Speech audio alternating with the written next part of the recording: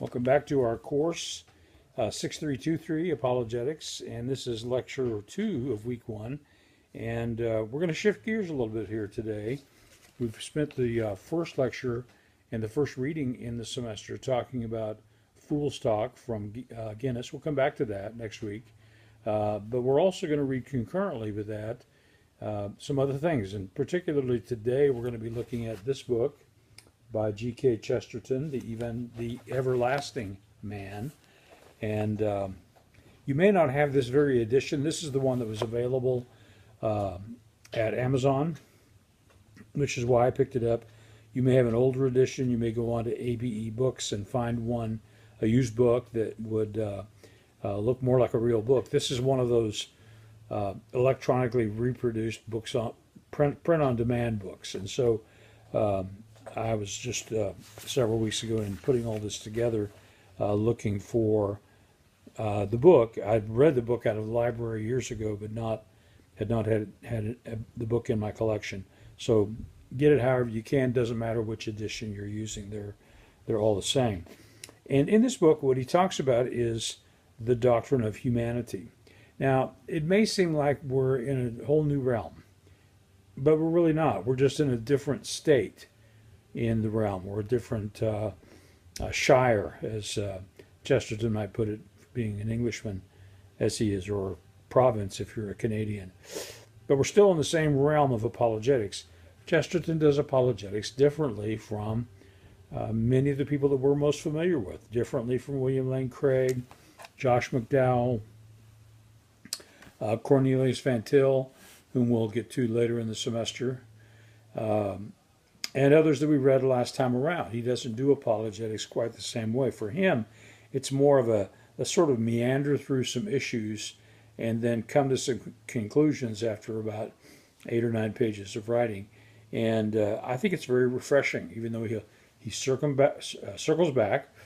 He's a little bit repetitive, but the repetition here drills home the ideas. And so what he wants to do here in this book is to talk about, first of all, in the first half of the book, humans as made by God, and then in the second half, humans as redeemed by Christ. And if you go back to some things we saw in the Guinness book, Guinness talks about different media, different ways of doing things. There's no wrong way, there's no right way to do apologetics. There are just different ways, and this is a different way. So he talks about the English language for a little bit, which is something that he normally gets to. If you've noticed, he has a way of turning a phrase, and that's what made him a great editorialist and also a great author. He talks here about evolution on page 15, and he says we need not to consider evolution in dealing with the human person, but that there's a revolution when we transition from the animal kingdom into the realm of humanity, of human beings, men and women. By the way, as you get deeper into this, you'll discover he's not necessarily opposed to evolution, but he certainly is opposed to standard Darwinian or neo-Darwinian understandings of evolution. So he takes us to, on page 17, the story of a priest and a boy who were wandering one day in the hills, and they found a tunnel, and they wormed their way through the tunnel. Sounds like something I would have done when I was a teenage boy. So teenage boys, and maybe many teenage girls, can identify with that sense of adventure and discovery. And they found, of course, drawings deep in the caves, drawings on the walls. In caves that were very inaccessible. They had to really work hard to get there. It may very well have been that nobody had been there for hundreds or even thousands of years inside that cave.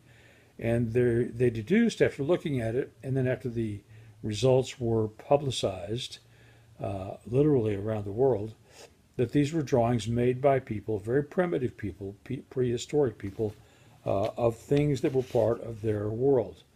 And so they pictured reindeer and cattle and sheep and goats that were all part of the domesticated life of people living in a primitive society. And I'm using the word primitive, even though I know some folks don't like that word, but we're not always politically correct around here.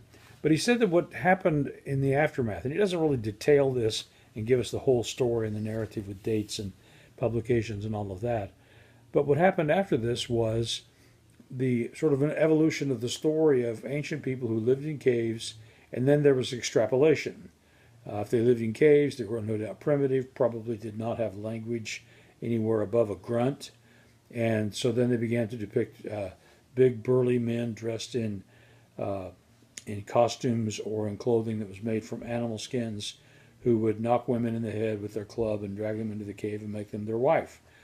And at a popular level, that's what's been passed down to us. Even sometimes in college classes on history or anthropology, you'll get some discussion of that as if that's the generally accepted canonical truth.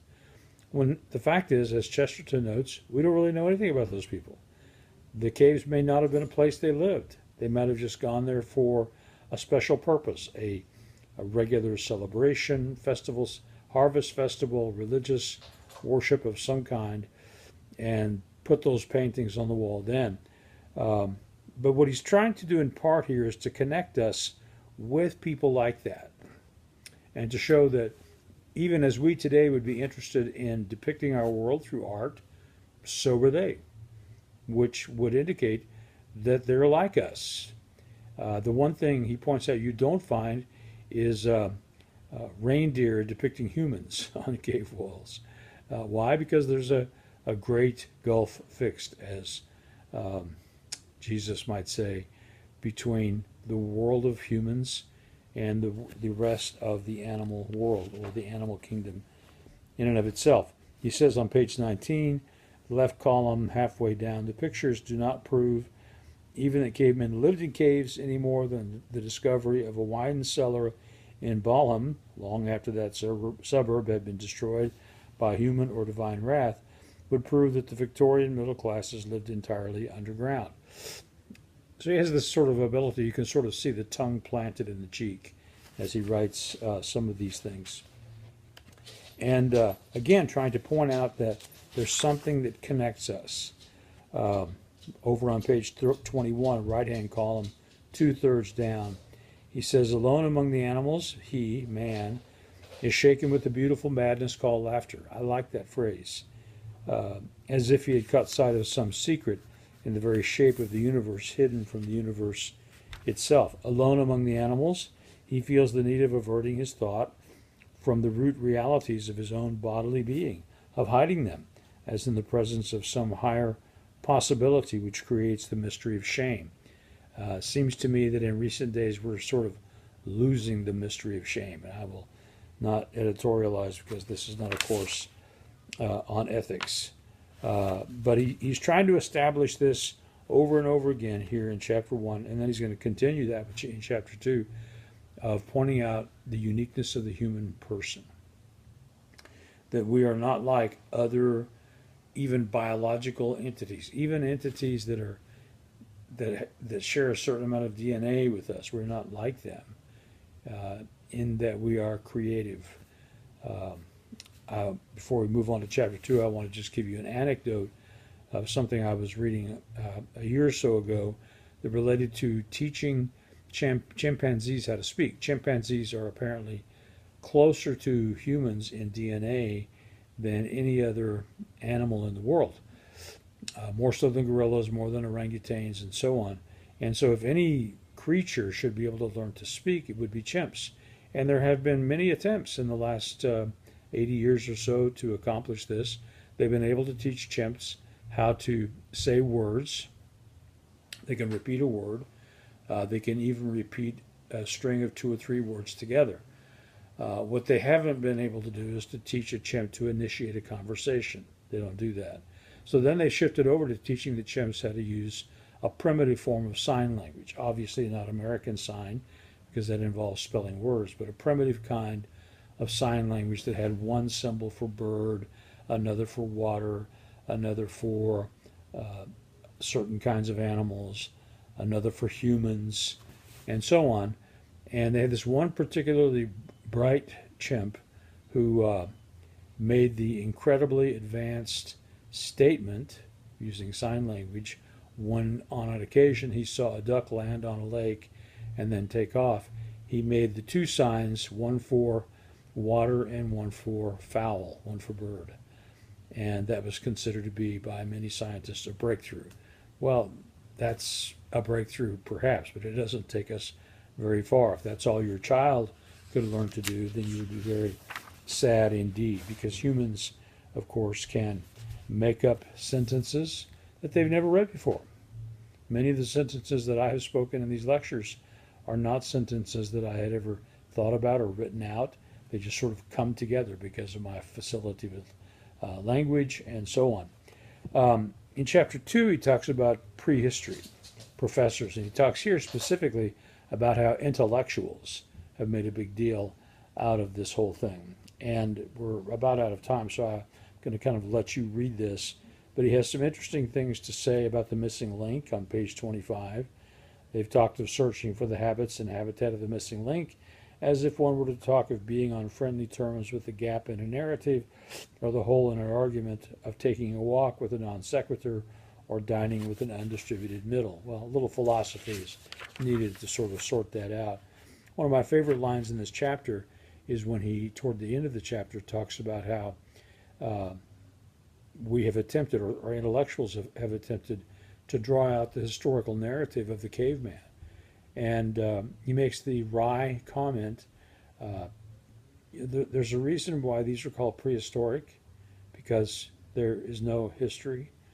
And when things are prehistoric, we can't really expect to draw out any kind of significant narrative of what the daily life of the, quote, caveman is like. But he wants us to understand that we, human beings, are of a different order. And then we'll come back to this book shortly and spend a little bit more time in it. But I hope that you will enjoy your first taste of Chesterton, or at least your first taste here.